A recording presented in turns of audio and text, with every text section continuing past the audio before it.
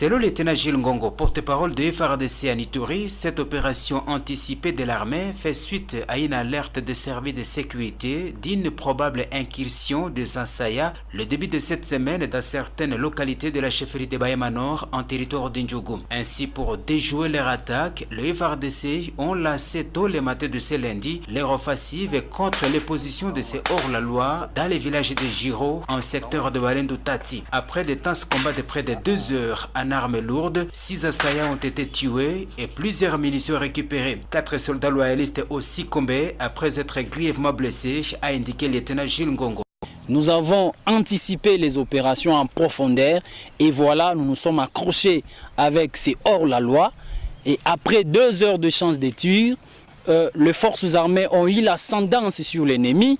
Voilà, 6 assaillants ont été neutralisés et nous avons récupéré tant de matériel militaire, entre autres une arme AK-47 et les munitions de PKM, au moins 160 coups que nous avons récupéré lors des échanges. Signalons par ailleurs que lors de ces échanges, 4 éléments de forces armées atteints par balle sont succombés suite à leurs blessures après quelques heures plus tard.